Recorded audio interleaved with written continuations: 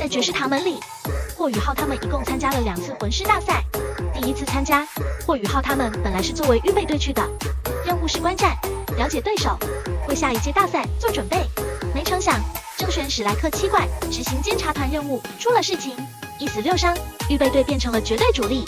5年后，第2次魂师大赛开启了，地点日月帝国。相比于第一次只允许学院参赛，第2次发生了变化，允许宗门参赛。于是史莱克学院派出了2支队伍，第一支以霍雨浩这一代史莱克7怪为主，代表唐门参赛，帮正在崛起的唐门打响名气。第2支队伍由王秋儿带队，代表史莱克学院参赛。魂师大赛刚开启，霍雨浩就成为了万众瞩目的焦点。不是因为霍雨浩第一次大赛表现出色，而是因为霍雨浩很特殊，他居然坐着轮椅来参赛。霍雨浩为什么坐着轮椅来参赛？这还得从大名2名准确来说是唐三给霍雨浩的考验说起。日月之行期间，忍受不了相思之苦的王东跑到了日月帝国皇家魂导师学院，把霍雨浩带到了昊天宗。大名2名看到王东带了一个男孩子回来，对霍雨浩关心异常，立马明白了他的心意，知道这是王东喜欢的男孩子。于是大名2名给了王东一个锦囊，让其在对霍雨浩表白后交给霍雨浩。这里是王东的父亲给霍雨浩的考验。在锦囊里，大名2名声称王东儿患有隐疾，活不了多久，要求霍雨浩去冰火两仪岩采摘相思断肠红给王东儿治病。于是霍雨浩立马去了冰火两仪岩，历尽艰辛，把自己搞得身负重伤，动弹不得，才采摘到了相思断肠红。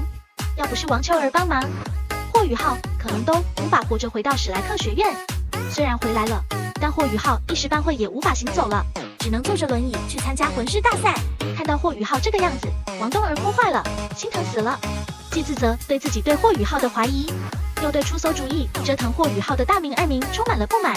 没骂死大名2名就算好的了，当霍雨浩坐着轮椅出现在比赛现场的时候，还有一个人绷不住了，那就是已经嫁给徐天然的橘子。那时橘子也就是摄政王妃了，看到霍雨浩坐着轮椅上场比赛，激动坏了。要不是怕引起徐天然的不满，害了霍雨浩，橘子怕是早就冲出去了。吐槽一下唐三设局考验霍雨浩，是真够坑的。他不仅把霍雨浩坑惨了，身负重伤不得不坐轮椅参加比赛，也把女儿害惨了。王东儿先是疑神疑鬼，以为霍雨浩跟王秋儿跑了，一个劲的流泪，又看到身负重伤的霍雨浩，为此痛不欲生。接着还招来了王秋儿这个要命的情敌。要不是王秋儿为了救霍雨浩摘下另一朵相思断肠红，霍雨浩也不会真的对王秋儿心动吧。总结一下，三哥，你也许可以不用出场了，省得挨骂还祸害自己的宝贝女儿。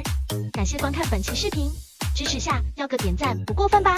我是小红，我们下期再会。